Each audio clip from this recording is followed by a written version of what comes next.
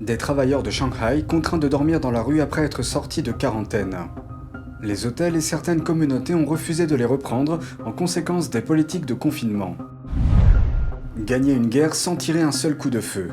Nous retrouvons le général Robert Spalding pour la deuxième partie de son interview sur la guerre hors limite de Pékin. Bonsoir et bienvenue dans Regard sur la Chine. Les restrictions de confinement de Shanghai ont envoyé de nombreux patients infectés dans des zones de quarantaine pour les isoler.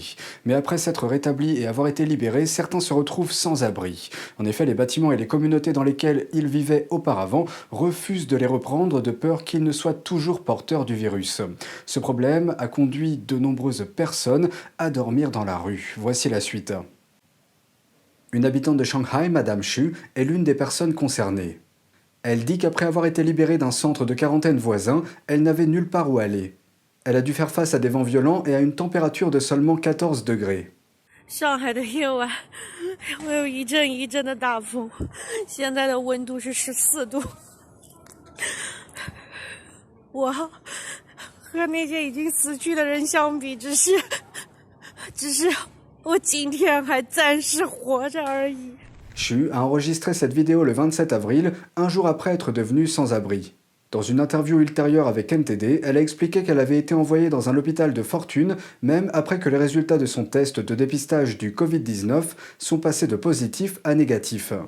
Pour protéger son identité, nous ne la révélons pas intégralement. In March, I tested positive, but my results soon turned negative. But they still forced me to a quarantine zone, even after the test result was negative. After quarantine, I became homeless.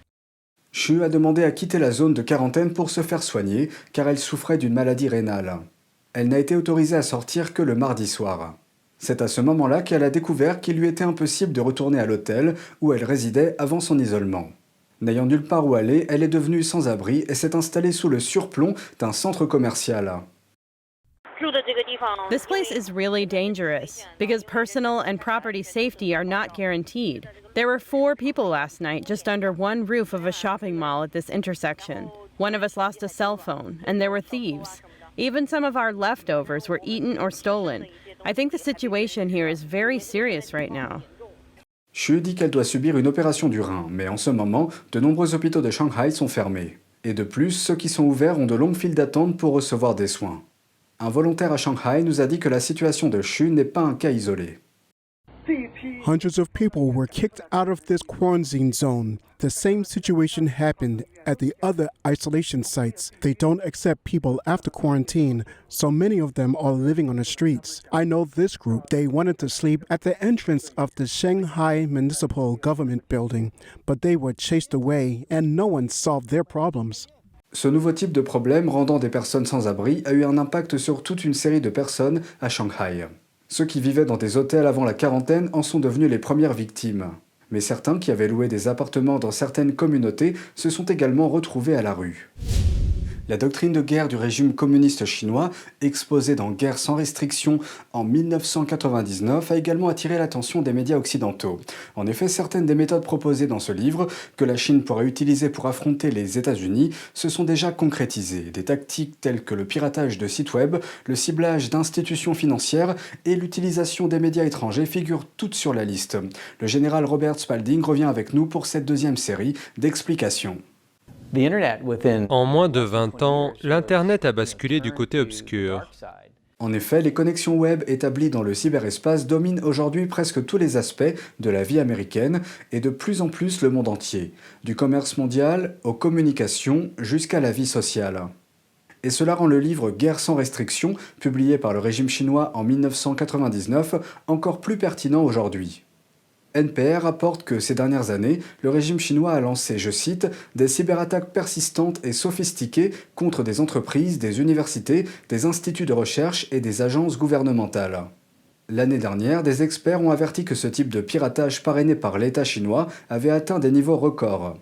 Et ce, bien que le chef du parti communiste, Xi Jinping, ait déclaré dès 2015 qu'il voulait mettre fin au piratage chinois. Ils diront qu'ils le feront, mais ils ne le feront jamais. Le génie de la Chine est de faire des concessions en disant qu'elle va faire des concessions, mais sans en faire réellement.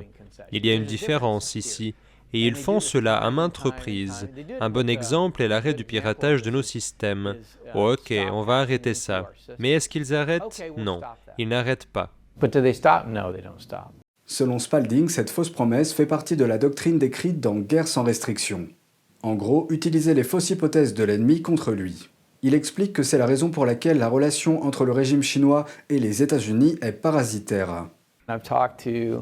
J'ai parlé à des gens qui avaient des usines ici aux États-Unis, qui ont été reprises brique par brique et déplacées en Chine. Au fil du temps, cela a pour effet de priver la nation de sa capacité de production. Si nous n'avons plus cette capacité à produire des choses, en d'autres termes, nous n'avons plus le contrôle de la chaîne d'approvisionnement. Mais comment la Chine y est-elle parvenue? Eh bien, parce que nous utilisons nos scientifiques et nos ingénieurs pour leur apprendre à faire de l'hypersonique. Lorsque tout cela se produit sur une période de 30 ans et que l'argent n'est pas réinvesti dans la société, on assiste à un déclin de la prospérité. Ce déclin se manifeste dans la performance économique. Ça se manifeste dans votre capacité à assurer votre propre avenir. Pour les entreprises et les fonds étrangers, il n'est pas facile d'opérer en Chine. Le pays dispose d'un système strict de contrôle des capitaux, notamment en ce qui concerne le taux de change du yuan, une monnaie non convertible bien connue. Ce type de monnaie n'est pas librement échangé de façon traditionnelle. Et à cause de cela, Spalding prévient que les cadres et les fonds étrangers risquent de ne pas pouvoir retirer leur argent de Chine. Le parasite finit par tuer l'hôte, mais dans le cas du Parti communiste chinois, c'est de toute façon leur objectif. On pourrait penser que nous aurions compris depuis le temps. Eh bien oui, si vous faites des affaires avec quelqu'un et qu'il vous arnaque la première fois, allez-vous en redemander? Non, mais avec la Chine, c'est comme si nous disions « J'en veux encore, je peux en avoir plus s'il vous plaît ?» Pourquoi? Ce que j'ai vu depuis presque 10 ans que je travaille sur ce sujet, c'est l'avidité, surtout l'avidité. Je veux dire que des gens sont venus me voir, moi, ou des personnes qui travaillent avec moi, et m'ont dit « Je m'en fiche, du moment que j'ai mon argent. » Et c'est la beauté du système chinois.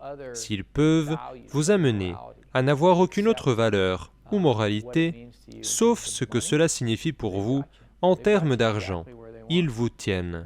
Ils vous ont amené exactement là où ils veulent. Et vous pouvez avoir la meilleure impression de vous-même en tant qu'être humain. Mais, en fin de compte, si vous avez ce type de relation avec la Chine, vous devez vous regarder dans le miroir et dire « J'ai accepté les choses les plus odieuses que les humains puissent faire à d'autres humains, parce que vous êtes à leur service, vous êtes au service du parti. » Selon Spalding, le cœur du problème réside dans le système du Parti communiste chinois. Il explique qu'il est opposé aux valeurs occidentales comme la démocratie et l'idée que les droits de l'homme viennent de Dieu. Il affirme que pour le parti, le concept de liberté est l'une des plus grandes menaces pour son pouvoir. Selon Spalding, les nouvelles formes de guerre non militaires décrites dans le livre Guerre sans restriction sont désormais arrivées. Et tout le monde se trouve sur ce champ de bataille, qu'il en soit conscient ou non.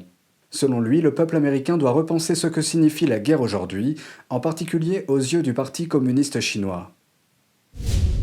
C'est tout pour aujourd'hui, merci d'avoir suivi Regard sur la Chine. On se retrouve demain pour une nouvelle émission, prenez soin de vous et à bientôt.